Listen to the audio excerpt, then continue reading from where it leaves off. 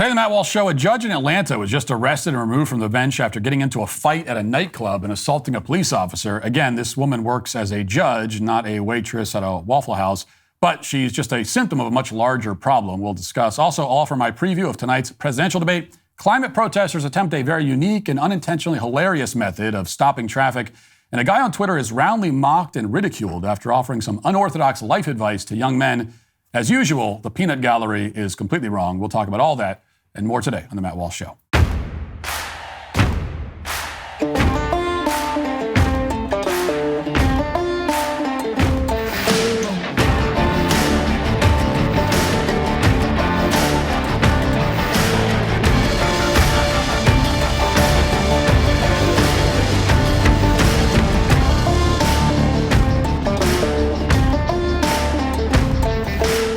Important reminder, DailyWire Backstage. The presidential debate happens live tonight. Our pre-show starts at 8:30 p.m. Eastern on DailyWire Plus app and DailyWire.com. Join me, Ben Shapiro, Michael Knowles, Andrew Klavan, and Jeremy Boring for expert analysis and unfiltered commentary on this pivotal debate. See you there. You know, I'm not the biggest sports fan, but that's why I love BetOnline. I don't know why it starts saying that. I say that's on the copy every time. I actually like sports, but you know, beyond traditional sports, BetOnline gives you the option to bet on political events too. I think that's the point.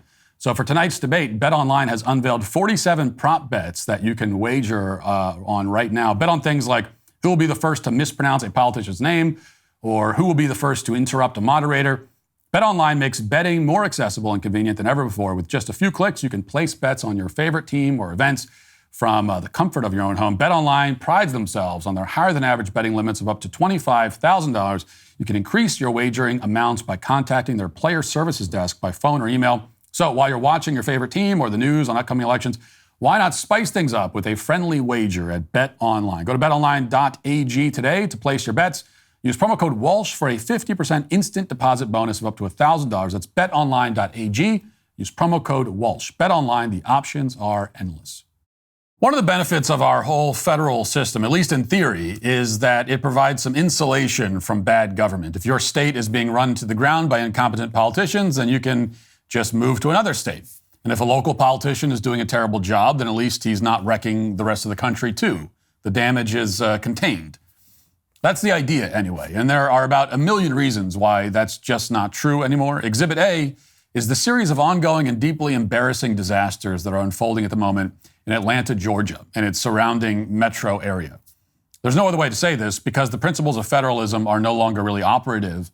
Atlanta's dysfunction poses a direct threat to the entire country. You can't get away from it simply by fleeing the state of Georgia or not living there to begin with because it's like all encompassing. Now, we're all very familiar with the catastrophe that is Fulton County, Georgia's attempt to prosecute Donald Trump on RICO charges. The lead prosecutor, Fani Willis, saw the trial as an opportunity to promote her boyfriend and shower him with taxpayer money. Then she apparently lied about it in court. She also tried to play the sassy woman when she testified about this conflict of interest, which somehow managed to lower public confidence in her office even further. And all of that is pretty well documented. On top of that, just this week, former Georgia Senator Kelly Loeffler asked why Fulton County officials are reportedly attempting to destroy 2020 election ballots before they can be inspected. This comes after the Georgia Election Board voted to reprimand Fulton County and appoint an independent poll monitor for the upcoming election because of irregularities in the way that the county counted ballots in 2020. That decision came after testimony like this, where it emerged that hundreds of thousands of ballot images are apparently missing in Georgia. Watch. Does the investigation confirm that there are missing ballot images? Yes. Yes. Do you know why 380,761 ballot images from Election Day machine count are not available? We subpoenaed Fulton County for all of their ballot images. We received approximately 518,000 ballot images. From Election Day? Those were for the recount. Those are from the recount, but we have no ballot images for 380,761 ballots from Election Day, correct? What was subpoenaed was the ballot images for the recount because that's what this case was about, not the election day.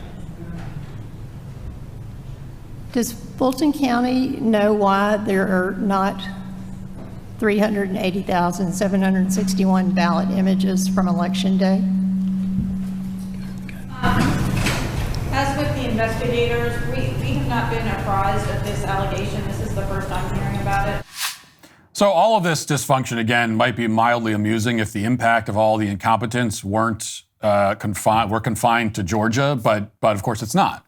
Counting ballots affects national politics.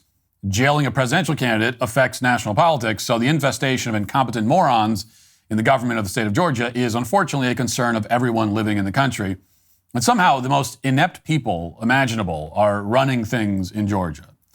And it's important to figure out how exactly that happens so that we can stop it from getting even worse, if that's even possible at this point. And that brings me to the very curious case of a woman who, until recently, was the highest paid judge in Douglas County, a Democrat by the name of Christina Peterson. Peterson was making somewhere north of $100,000 a year, according to some reports. She became a probate judge in Douglas County, which is right next to Fulton County, back in 2020 after winning a contested primary and running unopposed in a general election. Now, to be clear, Peterson was not handling the most high-stakes cases in Atlanta. She dealt with things like marriage licenses. But even so, you'd hope that a relatively highly paid judge in a metro area like Atlanta would be well-qualified, professional, competent. At the very least, you might think that she'd have some capacity to control herself in public. But last week, it became clear to everyone that Peterson lacks every single one of those characteristics. She apparently got into a fight outside of a nightclub and hit a police officer, and it was all recorded on the officer's body camera. Watch.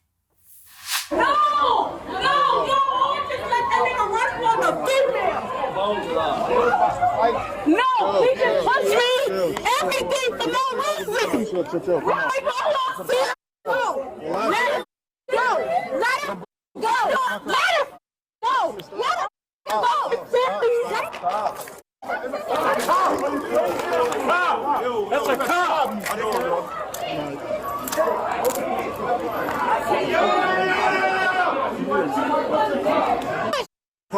I didn't. No, I don't punch. Ma'am. Take me where you want to take me. I can't take No, you. I don't take have any me. identification on And me. I don't care. You don't need identification. You have I locked do. people up and you have picked up dead bodies when you don't know who bodies it was, Ma'am. but you picked them up. Ma'am. Take me where you need to take me. I'm trying to. No, take me where you need to take me immediately, expeditiously. You have prevented Take that. me, I could give a damn. Take me where you want to So take me. how do you want me to take you somewhere now? expeditiously? Now. Take me where you want to take me. For what? I wasn't cuffed. I wasn't when it needed to. Shut the up. You look like a was trying to eat something before and I never let him. Relax. Shut the up and stop touching me. Don't. Yeah, stop touching me. Get the off of me. Stop touching. I got it. I can walk on my own. Don't touch me. Don't touch me. Don't touch me. I got it. I can walk on my own. Don't touch me. That is a judge. That is a judge. Try to imagine arriving here in a time machine from 30 years ago and watching that video. You would assume that the woman in the video is like an unemployed welfare recipient or something. When you found out that this is the kind of person who becomes a judge in the year 2024, you will be shocked. And you get back in your time machine, you go back to your own time, and you do everything in your power to warn the public about the cursed future you're heading into.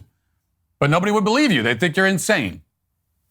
The sad reality is that voters in Douglas County picked that person as the best one in a competitive primary. And then throughout her several years in office, nobody decided that she was unqualified in any way. Now, that all finally changed this week when the Supreme Court of Georgia removed Christina Peterson from the bench, but they didn't remove her because she hit a police officer in that body cam footage. They removed her because of more than 4 dozen ethics complaints that, in the words of the court, demonstrated her flagrant disregard for the law, court rules, and judicial conduct rules. And this is quite a rap sheet we're talking about here. The most egregious incident took place in August 2021. I'm going to describe it in some detail because it's actually hard to believe that such a low-level judge would engage in such obvious flagrant misconduct. And the fact that this woman did engage in this conduct and held on to her job for several years after that tells us a lot about how the justice system works in Atlanta and nationwide.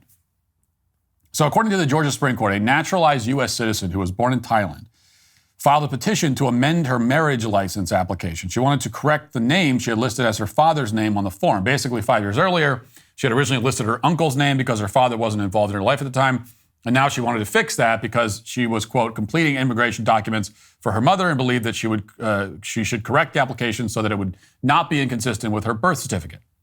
To support this application, the petitioner attached a copy of her birth certificate, which had been translated from Thai into English. There was even a note on the copy that it was a translation as opposed to an official document. Now, hearing all this, you might conclude this is not exactly the court case of the century. It's just like normal paperwork stuff. It's not interesting. It's not important. Just pretty standard stuff. But in response to this filing, Christina Peterson went to war for some reason. She wasn't going to let this marriage license application from 5 years ago get amended without a fight. So she summoned this woman to her court, didn't advise her of her right to have a lawyer or anything.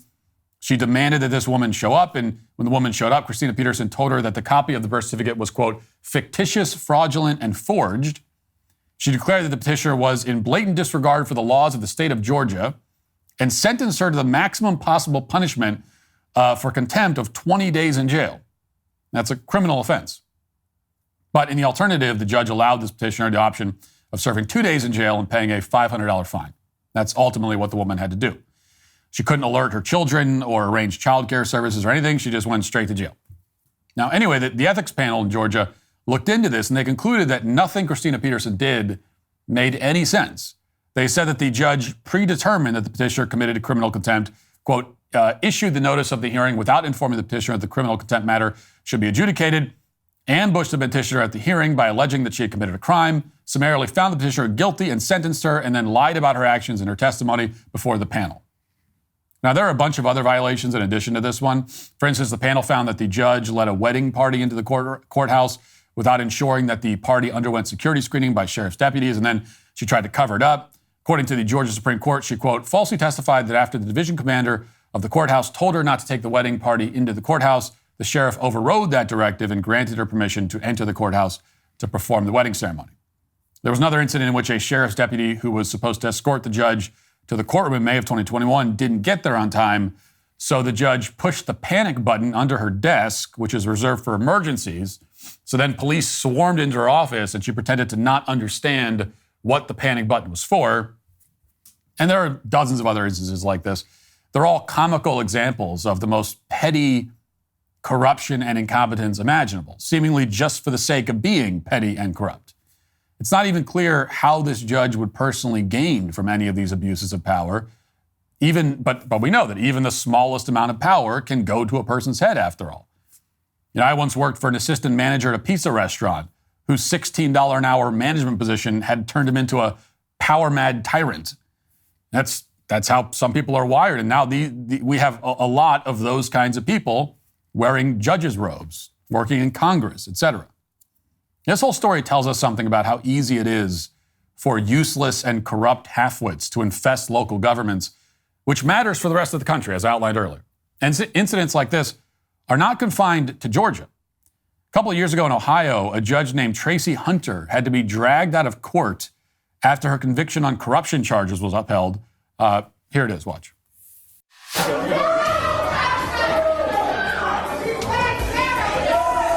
After a judge sentenced another judge to jail time, chaos erupted in an Ohio courtroom. And taking the defendant into custody wasn't so easy, as a court officer had to drag her out. Former Cincinnati Judge Tracy Hunter was sentenced to 6 months in jail back in 2014, but she's been appealing the ruling ever since. She was convicted of misusing her position as a judge to help her brother, who was facing an employment dispute over his job in the county.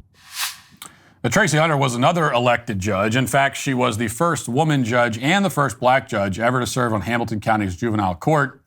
So she broke 2 glass ceilings at once, only to end up like this.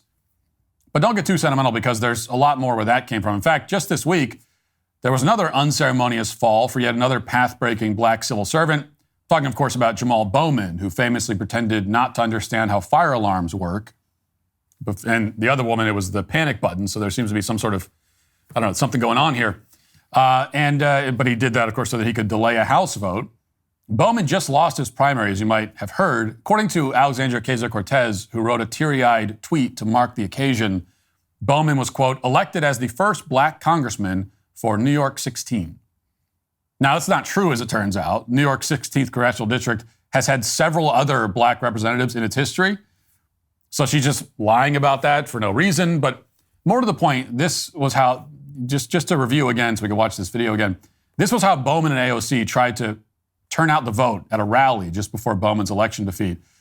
This was a rally that wasn't even in his district, by the way. I didn't mention that the first time we played this video. But let's watch it again. Here it is. Yeah, look, Levi's you and you know they pick it. Cheap and expensive, you know the difference. You know where to see it, you know where to skip it. Here, reels, burn, bear. I can survive in the coldest conditions. Rain all day, tone when they spin. Let's wash, soap in the dishes. I apply pressure like boa constrictors. Soup, you, daddy, not gon' do. I'm in Miami, I pull up on cruise ship. You in Miami for ocean. Let's go, stand big, pull on neck, can't breathe. Look at John, Van Cleef, diamonds on the skin. My eyes link up, I'm at work, and the We're gonna show them who the we are!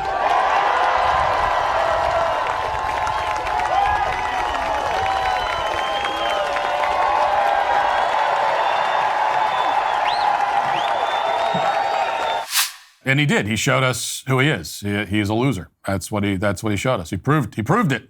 We always thought the guy was a loser, and turns out he is. Now, watching that, you can understand why the school that Bowman led for a decade is doing about as well as LeBron James's school is doing. They have reading and math proficiency scores hovering below 30%. In any event, AOC and Bowman are prancing around like they see themselves as superstars. And fortunately for them, those videos are shot at a pretty close angle. But if you take a few steps back, this is what the rally actually looked like.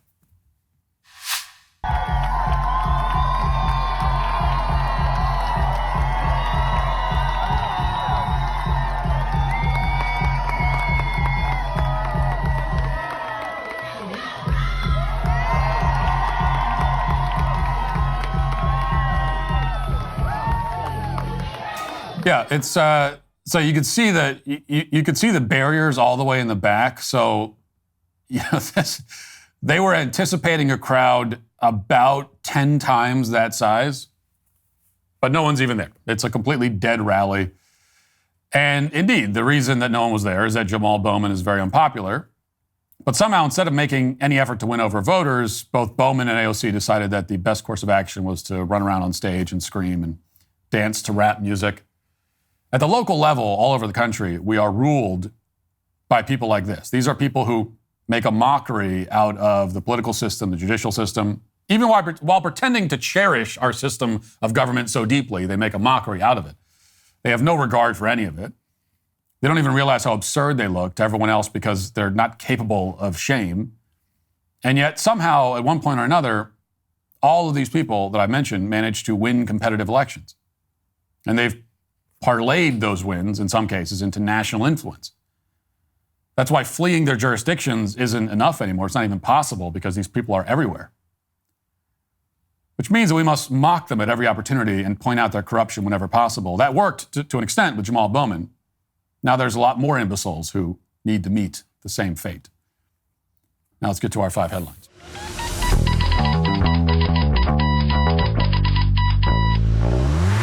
Does your debt keep you tossing and turning at night? It's like you can't get away from it. The unfortunate reality is that our banking system is designed to trap you in debt. These insanely high-interest credit cards and loans make it nearly impossible to pay off your debt. Thankfully, there's a new way out of debt with Zero Debt USA. You've heard me talk about pivotal debt solutions. Well, now they're known as Zero Debt USA. They have new aggressive strategies that can end your debt faster and easier than you thought possible. Zero Debt USA can cut or even eliminate interest. They will help you find programs to write off your balances so you owe less. They can stop those threatening phone calls, and they can do all this without bankruptcy and without a loan. Bottom line, they find every solution possible to end your debt permanently. Before you go anywhere, contact Zero Debt USA first at zapmydebt.com. Talk to them for free. Find out how fast they can help you get out of debt. That's zapmydebt.com. Zapmydebt.com. Okay, presidential debate is tonight, as you may have already heard. everything that can be said about this thing before it happens has already been said. I don't have any predictions to offer for it. Instead, if I were to break it down, I'd break it down this way. I'll tell you what a pessimist might expect from this debate, and then what an optimist might expect. And I mean pessimist and optimist from the perspective of somebody on the right. So let's start with the optimistic view. Optimistic hope is that there will be a total trouncing by Donald Trump. We know that Joe Biden is a decaying husk of meat. Mentally speaking, he is basically roadkill at this point. I drove by a decomposing raccoon on the way to work today, and that raccoon is more cognizant than Joe Biden. We might as well just make the dead raccoon president. And we know all that. It's undeniable. And so the optimistic view is that Trump will take it to him, get him against the ropes, and Biden will completely melt down on stage. He'll stutter and, babble and stare blankly and yell and mumble, like he does, and then shit his pants and fall asleep. And that's what will happen. And that's how an optimist might expect this to go. However, there is the pessimist view on the other side. And the pessimist view is not that Biden will trounce Trump. Like, that's just not going to happen. I mean, it's not impossible. Nothing is impossible. Anything is possible. Biden, he could sprout wings and fly around the auditorium. I mean, that's possible. Fly around like some kind of a winged demon, like a gargoyle come to life. Actually, that happening, that is significantly more likely. I'd give that's like a 10% likelihood. It's more likely than him actually winning the debate. So I think Trump outright losing it's a very unlikely scenario. The more plausible pessimistic scenario is a boring, uneventful, basically even-keeled debate where Biden, for the most part, keeps it together and Trump is fine but not terribly impressive, and no major blows are landed on either end, and the thing just ends and we're all bored. That's really the worst case scenario. And I don't just call it worst case because, we're doing a Backstage episode and I have to watch the whole thing and talk about it, so that if it's boring, it's just like, it's personally very bad for me from an entertainment perspective if that were to happen. But I don't mean that's not why it's the worst case. It's the worst case because if that happens, then it's kind of a tie, right? And a tie means that Biden wins. Okay? That's the way it goes. And the reason for that is that expectations are much lower for Biden because he is a potted plant. So if he can simply hang in there and not poop himself or go catatonic, then he wins. This is the risk of debating somebody like Biden. The expectations are so low that if he just is coherent for 2 hours, that's it. If he can simply be coherent, if he can only say things that mean things, like if everything he says means something, if everything he says is intelligible, then he wins. Because the expectations are so low. It's like when I played horse against my 11-year-old daughter a few days ago. Now, yes, the advantage was very much on my side, but the risk is that given the mismatch, if I don't win in a total shutout, then I've essentially lost. And as it happens, for the record, I did win, but she did manage to put a letter on me. I did get an H because the kid has a great jump shot. We go out and play in the driveway all the time. She usually doesn't want to play. And then she comes out out of nowhere and says, "Oh, Daddy, I want to play horse." And she starts nailing these shots from what's happening? Are you going out at night and practicing? What's happening right now? Anyway, so I did miss one shot, and she could probably be a starter in the WNBA already. I mean, so that's the positive. I mean, she could go out and get a job in the WNBA, be bringing home some money, bringing home $20,000 a year to the family. It could be a big help. Anyway, so but that's the situation that Trump is in. He's basically Trump is essentially playing one-on-one basketball against an 11-year-old girl. And so what that means is he has to win decisively or he loses. If Biden can just come across as competent and with it and conscious, then he wins.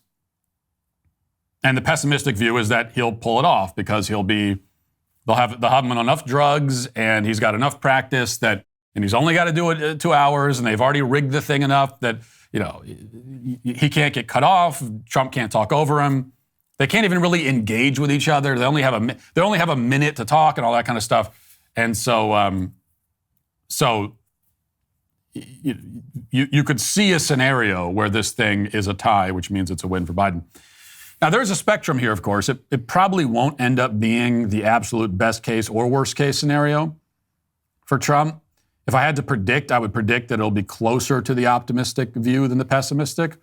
Even if Biden doesn't completely fall apart, it will be obvious that he is operating without a full deck of cards. He's got like 3 cards left in the deck, and one of them's a joker, so it's really only two cards kind of thing. But there is a real risk here, and that is it. If you're gonna, I understand you got a chance to take a shot at a guy who's decomposing in front of all of us. Yeah, you want to take it, but you gotta land a blow. You just have to. So we'll see what happens. Tune in tonight. NPR has this. America's top doctor issued a first-of-its-kind advisory on Tuesday declaring gun violence a national public health crisis and recommending it be treated as such. The 40-page publication from U.S. Surgeon General Vivek Murthy outlines the scope of firearm violence, its impact on victims and communities, and a slew of policy suggestions for lawmakers, community leaders, and health systems. A public health approach, Murthy said in the report, can guide the nation's strategy and actions as it has done in the past with successful efforts to address tobacco-related disease and motor vehicle crashes. He added, it's up to us to take on this generational challenge with the urgency and clarity the moment demands. The safety and well-being of our children and future are at stake. Okay, so they're going to declare it a public health emergency. This is obviously terrible. At best, it's a totally meaningless political stunt. And again, we have the optimist and pessimist dichotomy. The optimistic view is that it's merely arbitrary and toothless and pointless to make some kind of declaration about gun violence being a public health issue. Nobody's going to be convinced to refrain from gun violence because of this. There is not going to be a single gang member on a single street corner in a single city who's like just about to shoot a rival gang member and then stops and says, you know what? U.S. Surgeon General Vivek Murthy is right. Shooting this person would be really bad for their health. So I'm not going to do it. That's not going to happen. So the whole thing is futile. But as I said, that's the optimistic way of looking at this. The more realistic point of view is this, that there is a reason why the government wants to classify every bad thing as a public health matter. Because recasting every human foible or evil as a medical issue does have a point. It is actually not pointless. It's just that the point isn't to actually save lives or make anybody healthier. The point, as always, is to increase their power. And what we've seen all too vividly, is that the government can claim for itself essentially unlimited power when it comes to combating so-called public health crises. Now, it doesn't have that power constitutionally.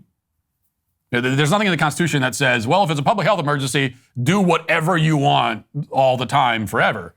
That's not what the Constitution says, but the government has set that precedent for itself. So that's the real point. They want to take advantage of that precedent, recast gun violence in medical terms so that they can then do literally anything they want to combat the quote-unquote epidemic. Which is why it's very important to point out that gun violence is not actually a public health issue. I am skeptical of the whole category of public health, but if the term has any meaning, then it has to apply to medical problems, diseases, right? A gun is not a disease. Yes, a gun can cause injury, but there are thousands of physical objects in existence that can and do cause injury. Are they all public health issues? Well, the public health establishment would certainly say yes. That's the point. Also, and this is important, not all gun violence is bad. Okay, it's another way you distinguish this from actual public health. Like lung cancer is bad all the time. Okay? That's not a controversial view, I don't think. So when you hear about lung cancer, you don't have to ask, oh, well, is it the good kind or the bad kind? Because it's always bad. Now, it might vary in terms of severity, in terms of its lethality, and all the rest of it, but there is no good kind of lung cancer. However, if you hear that somebody, if you just hear that, so-and-so fired a gun yesterday, well, you have no idea whether it was bad or good until you hear why they did it, who or what they were shooting at.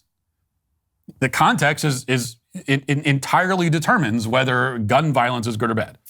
And if somebody's doing it in self-defense, if they're doing it, to protect themselves, their family, and so on, then yes, it's you're using a gun and it is violence, but it's not a bad thing. So that's yet another reason why we wouldn't call that public health. Here's another video I want to show you. Well, I don't want to show you. Well, I do want to show you. You don't want to see it, but I want to show it to you because, as you know, I had to watch it, and so now you're going to see it too. And maybe there's a more positive way of looking at this. I know I can be hard on TikTokers sometimes, but every once in a while, the TikTok community provides something useful. And so here's a viral video of a woman showing us her coping strategies. Here's how she copes. A lot of people have, difficult lives and looking for ways to cope with it, ways to deal with it. And so this this is her way of doing it, and it's a strategy you might want to try out yourself. Here it is. Let's watch. I'm here. I'm here, and I know you're scared. I know you don't know what to do. But I've got you, and I won't leave you. And I love you, and I'm so sorry that you're scared. But it's okay to feel. It's safe to feel. It's safe to cry. It's safe to move through it. I mean, that's relatable. That was basically me at Chipotle last night when they said they ran out of guacamole. And no warning, by the way. I went through the whole line. There was no sign saying, oh, we don't have guacamole, because then if I had known that, I would have gone somewhere else. But I went through the whole thing. I built the burrito bowl. I get to the guacamole station. They say, we're out of guac. How does it even happen? You have all the other ingredients, but you don't have guac? Did you not? Are people going through the line and asking for a burrito bowl with only guacamole, and that's how you end up with this disproportionate situation? So in situations like that, I think it's okay to react that way, but most of the time I would say not. And what is so sad about these videos, what's sad about them, like besides literally everything else about them, what's sad is that I'm sure, I think it's an important point, I'm sure that this woman does have serious trauma in her past. And I don't say that sarcastically. I mean sincerely. So we see stuff like this, and we're tempted to go, why is your life so hard? Yeah, look at you complaining, right? You snowflake, Gen Zer. But this woman, she has blue hair, okay? This is a woman with blue hair. And that alone, even when putting aside what she's doing in the video, that alone is a blaring, deafening alarm signaling that she probably had a terrible home life. Almost certainly comes from a broken home. Dad not in the picture. We can assume that either her dad is not there or he's a terrible father. He's failed utterly. If you catch your daughter wearing blue hair and you failed, like you as a father, that is an F. You got an F grade failure on the report card the moment you see the kid wearing blue hair. Unless it's like a Halloween costume and they're dressed up as Smurfs. Do Smurfs even have blue hair? I don't know, they have blue skin. So that's a good indication that she has actually suffered like real trauma in life. And so I'm perfectly willing to believe that this woman has legitimate issues. real substantive reasons to be upset. The problem is that, first of all, she's obviously never received any good counseling. Nobody's told her how to actually cope with the problems that you face in life. And indulging yourself, right? Indulging in tears. Now, you know how I feel about men crying? Women, I give a lot more latitude. Women are criers. They like to cry. Okay, I can't relate, but we have to accept that men and women are not the same. Fine. But even for a woman, it's possible to vastly overindulge in tears, and especially in feelings of self-pity. And this is what she's doing, and that is not healthy coping. Okay, if you want to cope with whatever you're dealing with, again, even if it's something real, like you had a terrible childhood and your parents failed you, right? Go for a walk, go for a hike, go get some exercise, pick up a hobby, invest yourself and your time and your energy in something other than this. Rather than dwelling on whatever it is that upsets you, go just do something else. Don't think about it. Take all that energy and channel it into something rather than just stewing in your own pity to the point where you start to enjoy the feeling of self-pity. But she's obviously hasn't been told that. And second, rather than experience your suffering and work through it privately in a dignified way, she is performing her emotions for the camera. So that even if she has legitimate reasons to be upset, she makes it fake. She makes it phony. It all becomes performance. The moment that you do it for camera, I mean, even if it turned out that she had a death in the family last week, and that's what she's upset about, well, it's perfectly good reason to cry. Okay, it's perfectly good reason to be extremely upset. You had a death in the family. But the moment you sit down and you pull out your phone and you hit record so that you can display this to the public, it all becomes performance. It all becomes phony. It all becomes fake. And I can't take it seriously even if I wanted to.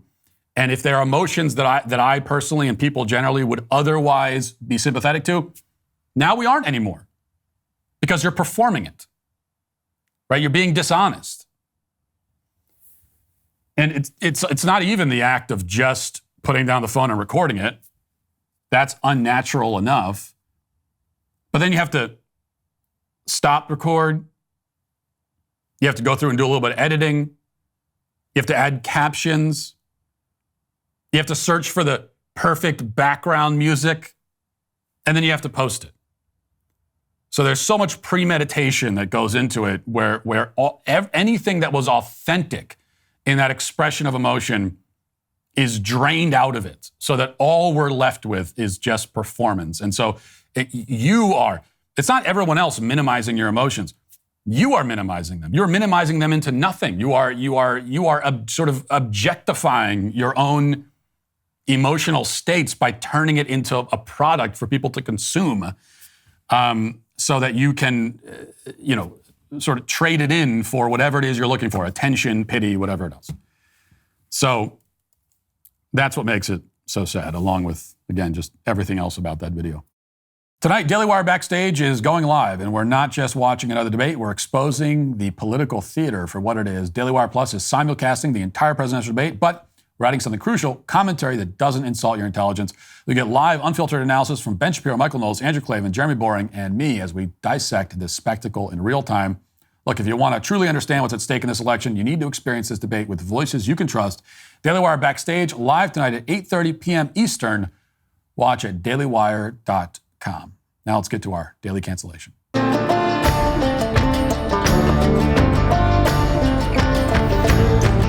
Somebody named Hickman on Twitter went viral this week with his advice to young single men. This post got a lot of feedback, most of it in of the sneering and mocking variety. Here's what he wrote in a tweet that's now been viewed over 7 million times. Here it is. Quote, "Here's my advice to single American men who feel hopeless about ever finding a good woman to marry. Take a month or two between jobs and drive across the USA. Stop at every gas station and truck stop and eat every meal at diners during non-rush hours. Avoid cities. Stop primarily in poor rural areas out in the middle of nowhere. Every time you see a pretty cashier or waitress with a good vibe, politely ask her out. Tell her you're out seeing the country and looking for a place to settle and a good woman to marry. Repeat until you found somebody to go steady with. This worked for at least one young, awkward guy I knew at a Catholic church in Louisiana. Met his wife at Love's on I-80 in Iowa. She converted, moved to Louisiana with him, and they go back to Iowa together every Christmas, fueling up at the truck stop where they met. She was giddy to find him, as most of the men in her town were either already married or total losers. They were both in their early 30s when they met. At worst, you see the country and go on a few bad dates. At best, you find the love of your life." Now, the peanut gallery did not like this idea very much. So here's just a brief sampling of the responses. One says, "Hi, men in this thread, absolutely do not hit on women while they're at work. This is terrible advice." Another says, "This is one unmentioned yet insinuated step from becoming an honest-to-God serial killer." Another says, "Travel the country to stop at a gas station and wife some broke mid? No thanks." Another says, "Have you just tried being normal about it and not bothering low-wage service female staff with your issues?" Another says, "Use a dating app for the love of God. Stop harassing service workers." And another says, "If you quit your job for a couple months, you can have mildly positive social interactions with a 4 out of 10 customer service worker who's obligated to be nice to you all over the country." So you get the idea. Lots of women saying that this is a creepy idea and only serial killers would do it. Lots of men saying it's a waste of time and women who work at gas stations aren't hot enough to justify the trip anyway. People from both ends of the spectrum teaming up to cynically scoff at this idea for opposite reasons, and not for the first time. They're both wrong. This is good advice, actually, and it doesn't just have to apply to finding a wife. I think the guy who posted this would probably agree that you could have even broader reasons for embarking on a quest of this sort if you're a young man. Finding a wife could be just one happy consequence. There could be others. You might find your career. You might find your passion. I categorically refuse to use the cliche, find yourself. So instead, I'll say that you might find things out about yourself. At the very least, you'll have a story to tell. And that's worth something. That's actually worth a lot more than you may realize. I think the reaction to this advice shows again that so many young people, and young men especially in this case, tragically, have lost their sense of adventure. So many just have no ambition, like no big dreams that they'll go to unreasonable lengths to pursue. They aren't hatching any crazy schemes. They aren't living with a mission. You know, they complain that they can't find a wife, or they can't find a job, they can't find success of any kind, but they're not willing to do anything big and wild and unorthodox to pursue it. Now, it's not the case for all young men. It is for too many of them. So if you're a young man and you hear this and you say, well, that doesn't apply to me, well, then great, it doesn't apply to you. Go with God, you're fine. But there are plenty of young men that it does apply to, and that's what I'm talking about. And for those young men, it's a shame because, as I have preached so many times over the years, when you are a young single man, you are in a position where you can go anywhere and do anything. You have no excuse to just be sitting around depressed. The world is your oyster. You have no one depending on you. You have very few responsibilities. The stakes are very low. When you get older, it won't be that way. Okay, me as a man at 38 with 6 kids, the stakes are extremely high for any choice I make, because if I make the wrong choice, I have a family that will suffer greatly as a result. And even I'm still willing to take risks, calculated risks, but as you get older, the stakes get higher and higher. When you're just on your own and you're a single, able-bodied man, no one's depending on you, nobody to take care of, you could pack up and move anywhere.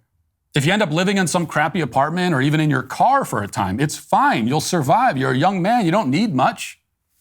So you can put it all on the line. Go out and chase something. If you don't like your situation, get up and change it. Do the things today that if you don't do them, you will wish you did. Okay, think about yourself at 60. What will the 60-year-old you wish that the 23-year-old you had done? Whatever that is, go do it. Do it now, today. Why not? You can't come up with one good reason why you can't. You could just go do it.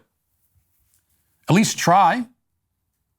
So if you feel stuck, if you're treading water, if you have no job, if you hate your job, if you can't find a career that excites you, if you can't find a girlfriend, if you're just wasting away staring at screens all day, then get yourself unstuck. Go somewhere else. Do something, anything. Again, why not? What do you have to lose?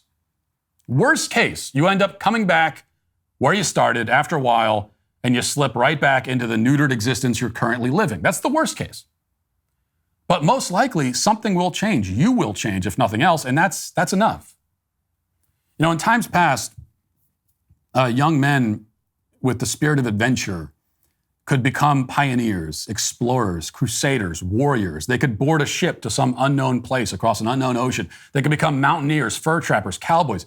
Every era had a way to satisfy the restless soul of an adventurous young man. Now, we don't have most of those options anymore. So you can choose to either live a rote and pre-programmed life, or you can seek your own adventure. Now, when I was a young man, just entering adulthood, I was treading water. I was living at my parents' house. I was working different service jobs for barely more than minimum wage. I hated all the jobs. I hated it. I didn't know what I wanted out of life. I felt like I was going to be a failure. I had just no idea what I wanted. I was completely stuck. So one day I packed my stuff into a duffel bag. I drove to a small town near the coast, 100 miles away, stayed at first in a Motel 6, is where I lived at first, and got a job as the overnight DJ on a small rock station. Now, it wasn't exactly an exploratory expedition on a ship in the 18th century, I'll give you that, but it was a way to completely change my situation, strike out on my own, take myself wildly outside of my comfort zone, chart a new path for myself. To do something that, like a couple years before, I didn't think, like, why? I never thought I'd be doing this, of all things. 18 years later, I'm very happy with where my life is now. It almost certainly wouldn't have ended up in this place if I had not thrown a curveball at myself back then. I remember that first night before my first shift at the station, my first night like living on my own. And I was sitting in my motel room listening to my neighbors next door, like having a marital dispute. And I'm just wondering, like, what the hell am I doing? And why am I doing this? I wouldn't really discover the answer to that question for many years, but now I know. Now, I'm not suggesting that every young man move out of their parents' house to live in a motel and work at a small-town radio station. There really are no more small-town radio stations anyway. And nobody's suggesting that every young man should go on a cross-country trek where they ask out cashiers at random gas stations. That may not be your adventure. So go have your own. Now's the time. There will never be a better time. Put all of your chips on the table. You don't have that many chips anyway, so bet it all on something. Maybe you succeed, maybe you fail. At your age, failure can be even better than success. I had a lot of failures between the ages of 18 and 25, and I thank God for all of them. So go now, go somewhere, do something. Or else you are today, I'm afraid to say, canceled. That'll do it for the show today. That will do it for me until July 15th, actually. I'm going on vacation, but the show is not going anywhere. My friend David Cohn from Crane & Company will be filling in for me for the next 2 weeks. We've never had a fill-in host before, so this is something new. Please be nice to him. Unless he comes on air and says something insane, like that aliens don't exist or it's okay to not return your shopping carts, in which case, please rip him to shreds. Either way, I'll see you on July 15th. Until then, Godspeed.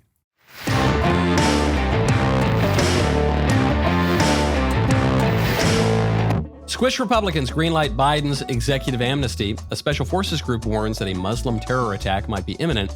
And drag queens lobby Congress for more LGBTQ rights. Check it out on The Michael Knowles Show.